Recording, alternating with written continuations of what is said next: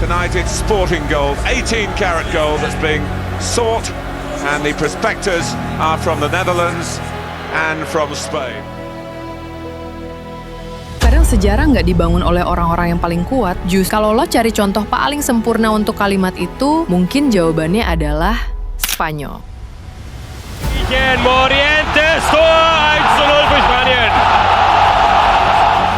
Gini ya bro, jauh sebelum timnas Spanyol berubah jadi rezim yang paling ditakuti dunia sepak bola, awalnya dulu mereka itu cuma bahan lelucon yang dibungkus ekspektasi gede. Wajar sih, karena di atas kertas, semua bahan untuk menjadi juara sebenarnya sudah tersedia rapi di atas meja. Mulai dari pemain hebat, stadion megah, liga terbaik, dan klub yang terlalu superior di kompetisi Eropa. Tapi entah kenapa, setiap kali turnamen besar dimulai, ada aja sesuatu yang selalu terasa ngebut. Bukan soal kualitas, bukan juga soal bakat, melainkan soal nyali untuk berani menuntaskan cerita ketika bab terakhir justru ada di depan mata. Bueno, sí le veo como el mejor equipo, que es lo que digo. Luego después ganar... Mereka seperti terus mengulang siklus yang sama. Datang dengan harapan besar, pulang dengan penyesalan yang jauh lebih besar lagi. Generasi berganti, pelatih berganti, mimpi juga berganti. Tapi luka itu tetap tinggal. Luka kolektif yang semakin lama berubah jadi sesuatu yang lebih berbahaya dari sekedar kegagalan. Ia berubah jadi kebiasaan. Dunia mulai terbiasa melihat Spanyol tersandung di momen-momen besar. Media mulai terbiasa menjadikan mereka favorit yang mudah dihianati kenyataan. Dan para suporternya sendiri perlahan mulai terbiasa dengan rasa kecewa. Ironisnya, ketika klub-klub Spanyol sibuk menaklukkan Eropa, tim nasional mereka justru sibuk mencari cara untuk menaklukkan dirinya sendiri. Seolah seperti ada tembok tak kasat mata yang selalu muncul setiap kali mereka sudah mendekati garis finish. Pero fundamentalmente el desterrar los egos, eso en charlas conjuntas y tal para... Tapi seperti semua bangsa yang terlalu lama hidup bersama rasa malu, pada akhirnya akan datang satu titik di mana mereka berhenti mencari alasan, lalu mulai mencari jawaban. Dan jawaban itu ternyata bukan seorang penyelamat. Bukan pula seorang superstar yang turun dari langit untuk mengubah takdir. Karena yang mengubah Spanyol bukan satu manusia, melainkan sebuah cara berpikir, sebuah keyakinan, dan sebuah doktrin. Doktrin yang nantinya akan membuat seluruh dunia berlari mengejar bayangan mereka. 2008, Piala Dunia 2010, Euro 2012. 3 mahkota dalam 4 tahun. Itu bukan sekedar prestasi, itu sebuah dominasi yang bahkan sampai hari ini masih terasa seperti kesalahan dalam simulasi sepak bola internasional. Dan dari situlah pertanyaan besar cerita ini dimulai, bro. Bagaimana mungkin sebuah negara yang selama puluhan tahun dikenal sebagai pecundang turnamen besar, tiba-tiba berubah menjadi rezim tanpa lawan yang menguasai sepak bola dunia? Untuk paham gimana kemegahan sebuah rezim dibangun, lo harus berani melihat seberapa dalam lubang trauma yang pernah mereka gali. Dan bagi Spanyol, sebelum tahun 2008, sejarah mereka adalah rentetan panjang tentang kegagalan yang terus berulang. Skenarionya selalu klise, bro. Masuk turnamen dengan status favorit juara, dipuji setinggi langit oleh media, lalu hancur berantakan di babak gugur. Bueno, yo creo que el camino ha sido muy bueno porque la clasificación no estaba nada fácil y... Tahun 1986, gugur di perempat final melawan Belgia di Piala Dunia Meksiko. Lalu tumbang di Euro 1996 setelah kalah adu penalti lawan tuan rumah Inggris. Terus kontroversi berdarah melawan Korea Selatan di Piala Dunia 2002. Sampai tragedi grup neraka di Euro 2004. Rentetan tahun itu bukan cuma sekedar angka digital di buku sejarah, tapi itu bukti otentik kalau Spanyol adalah spesialis patah hati profesional.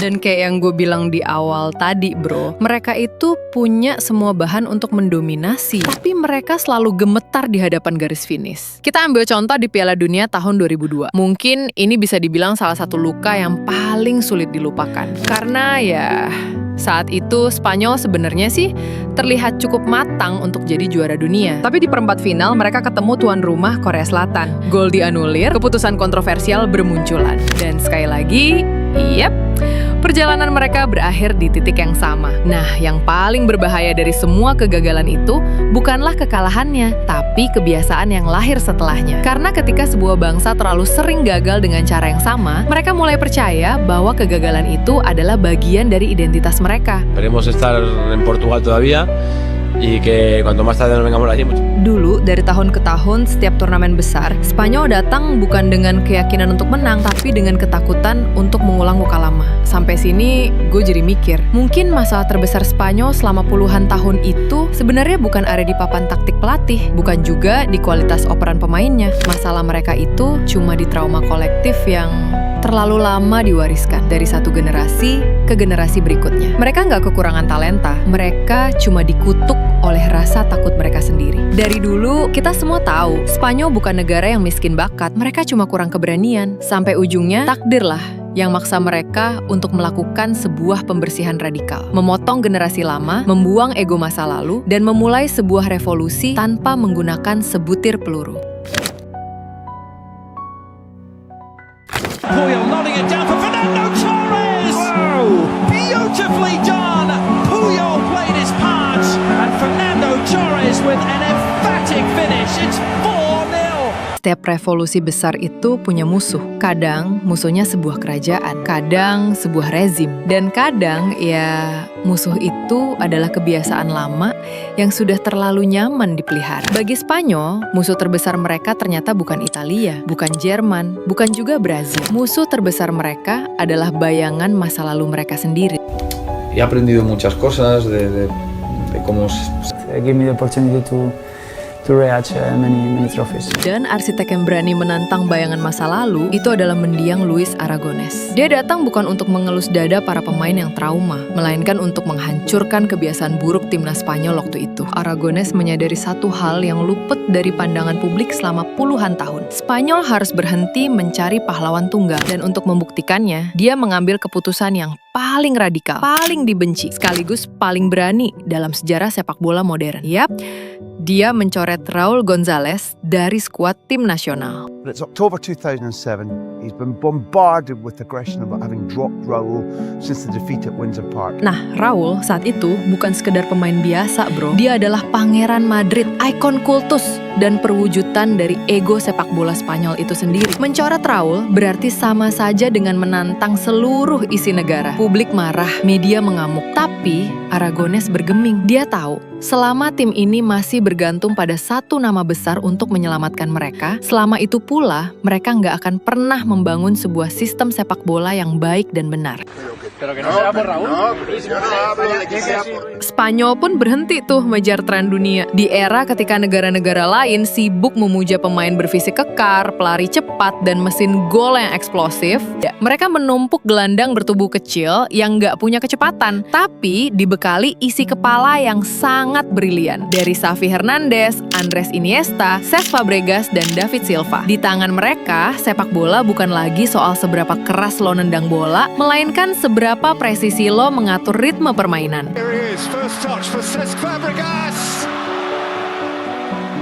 Nah, mereka ini bukan cuma superstar baru yang lahir untuk gantiin posisi Raúl. Mereka adalah fondasi, arsitek, sekaligus detak jantung dari filosofi tiki-taka sebenarnya. Di bawah kendali Aragonés, timnas Spanyol nggak lagi berlari ngejar kemenangan, tapi tim ini melukisnya lewat operan. Dan bagi mereka, bola bukan lagi sebuah alat permainan, melainkan sebuah kuas untuk mendikte takdir lawan.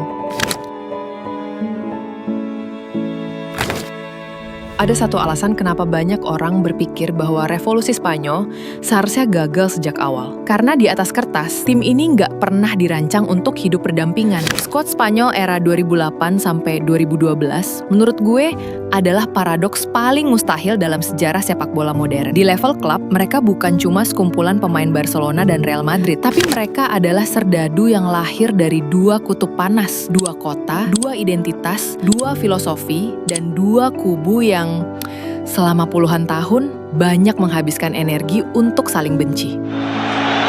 Well, the referee has sent off Carvalho, and he's got a series of other. Setiap El Clasico selalu meninggalkan luka baru. Setiap kemenangan terasa seperti penghinaan, dan setiap kekalahan terasa seperti bencana nasional. Atmosfernya begitu toksik, begitu pekat oleh sentimen politik dan harga diri regional yang hampir pecah. Catalonia melawan Madrid itu bukan cuma sekedar rivalitas 90 menit, itu benturan sejarah yang sudah mendarah daging. Makanya, secara logika, tim nasional Spanyol seharusnya menjadi bom waktu. Karena bagaimana mungkin pemain-pemain yang setiap bertemu di kompetisi liga saling sikap, ikut, saling provokasi, dan saling menjatuhkan, tiba-tiba diminta berbagi ruang ganti yang sama. Sí, el veig motivat, és una xifra molt important, la qual si l'assoleix doncs es convertirà en el màxim golejador i això sempre és algo molt important. Nah, jadi gini ya bro, setelah berhasil menjuarai Euro 2008, tongkat estafet kepelatihan timnas Spanyol dilanjutin tuh dengan Vicente Del Bosque. Buat banyak orang, Vicente Del Bosque mungkin cuma sekedar pelatih kepala, tapi buat timnas Spanyol, dia adalah orang keras kepala yang memaksa Carles Puyol, Sergio Ramos, Gerard Piqué, dan Iker Casillas harus segera melakukan genjatan senjata ketika mereka sudah berganti jersey timnas. Las disputas que ocurrían entre Madrid y Barcelona, que nosotros al fin y al cabo era un espacio que debíamos de proteger, el espacio de la selección española, y que no lo debíamos de envenenar con asuntos de particulares.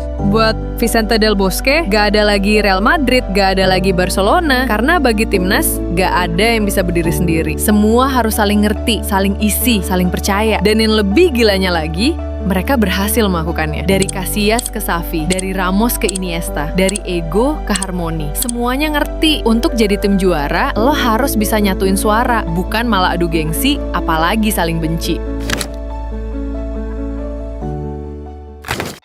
It's a team on the verge of true greatness, just one game away. Was one of the best of the opening round of matches.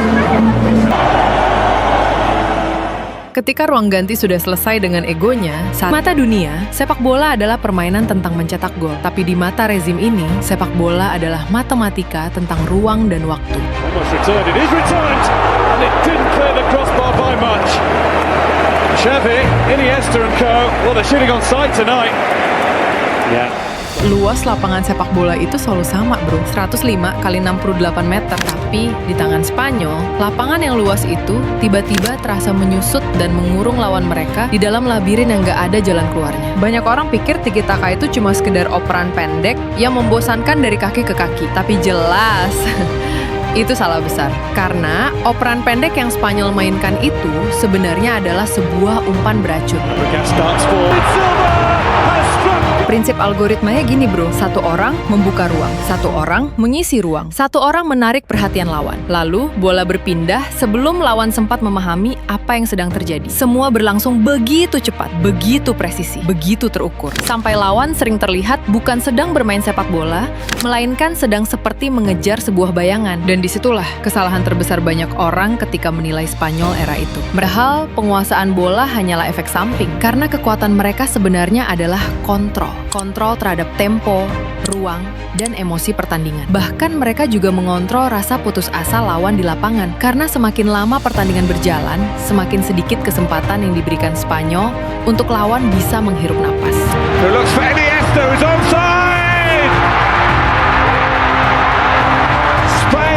Spanyol nggak menghancurkan lawan lewat tackle keras, tapi mereka membuat lawan kehilangan tenaga, kehilangan kesabaran, lalu kehilangan harapan. Ini bukan lagi soal taktik sepak bola biasa, ini adalah mesin perampasan ruang. Spanyol juga nggak butuh penyerang murni yang bertubuh kekar untuk meruntuhkan pertahanan lawan. Mereka bahkan sering bermain dengan formasi tanpa striker atau false nine, kosong itu sendiri. Oh, it's 2 for Spain! Suka atau tidak, menonton Spanyol di era itu rasanya seperti melihat sebuah program komputer yang sedang berjalan menghancurkan pertahanan lawan. Dingin, mekanis, dan sangat angkuh. Lawan dibuat berlari mengejar bayangan bola sampai kehabisan napas dan frustrasi. Sementara Spanyol mendikte segalanya tanpa perlu memeras keringat secara berlebihan. It was a very special image for much of Spain, and it was the proof that football does break down boundaries and it does bridge divisions here. 4 tahun, 3 trofi mayor, dan nyaris tidak ada jawaban dari dunia. Itu bukan dominasi, itu bukti bahwa sepak bola dimenangkan oleh tim yang paling memahami ruang dan waktu. Dan ketika sebuah tim sudah mampu mengendalikan ruang, waktu, dan ritme pertandingan sekaligus, mereka nggak lagi bermain untuk mengalahkan lawan. Mereka bermain untuk mengendalikan dunia. To the winners, and the winners in South Africa, the first African World Cup. Ideal time to hear from a man who masterminded Spain's triumph 4 years ago. But can Vicente Del Bosque work his magic in South America?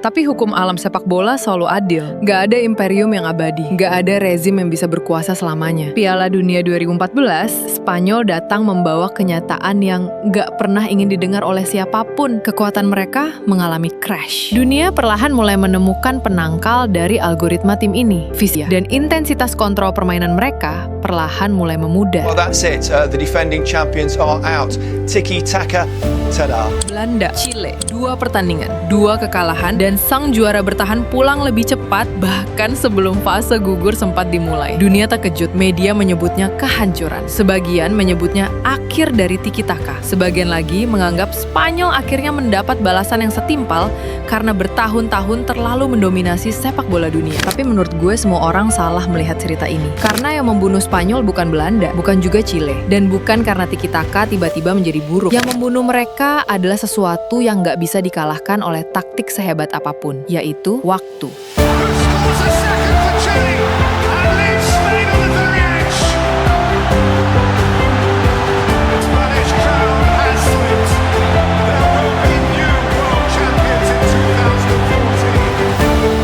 Di Pildun edisi 2014 itu, Xavi nggak lagi muda, kaki Iniesta nggak lagi sama. Generasi emas itu perlahan menua, sementara dunia sudah belajar, sudah beradaptasi, sudah menemukan cara untuk bertahan hidup dari algoritma yang dulu terasa mustahil untuk dihentikan. Dan seperti semua ideologi besar dalam sejarah manusia, tiki-taka akhirnya mengalami nasib yang sama, bukan dihancurkan, tapi diwariskan. Karena setelah Spanyol menguasai dunia, semua orang mulai belajar dari mereka, semua orang mulai meniru mereka, semua orang mulai mengambil potongan-potongan kecil dari revolusi yang dulu mereka ciptakan. Dan ketika seluruh dunia mulai berbicara dalam bahasa yang sama, depends on us. If we are in a good mood in the best version of Spain, I think we can win it. Nah, di awal video ini kan gue udah bilang tuh sama lo, kalau sejarah kadang gak dibangun oleh orang-orang yang paling kuat, melainkan oleh mereka yang sudah terlalu lama diremehkan dunia. Di titik ini, Spanyol udah menuntaskan siklus itu dengan sangat anggun. Mereka memulai perjalanan sebagai bahan lelucon yang rapuh, berjalan melewati tumpukan rasa malu, membakar ego regional demi sebuah harmoni. Hingga akhirnya menciptakan sebuah diktator ruang yang berhasil mendikte alur permainan. Dan kalau hari ini, lo lihat kembali era Spanyol 2008 sampai 2012, jangan cuma lihat 3 trofi yang mereka menangkan. Jangan cuma lihat medali, rekor, atau lembar statistiknya. Lihatlah sesuatu yang lebih besar dari itu. Karena generasi ini nggak sekedar memenangkan pertandingan. Mereka mengubah cara dunia memahami sepak bola. Mereka membuktikan bahwa kekuatan nggak selalu lahir dari tubuh yang paling besar. Bahwa dominasi nggak selalu dibangun oleh pemain paling cepat. Dan bahwa sebuah tim bisa menguasai dunia bukan lewat kekerasan, melainkan lewat kecerdasan. 4 tahun, 3 trofi, 1 filosofi. Dan sebuah warisan yang sampai hari ini masih hidup di setiap operan yang kita lihat di lapangan. Dan itu bukan seberapa lama mereka menjadi juara, melainkan bagaimana mereka mengubah sepak bola menjadi bahasa yang akhirnya dipelajari oleh seluruh isi dunia.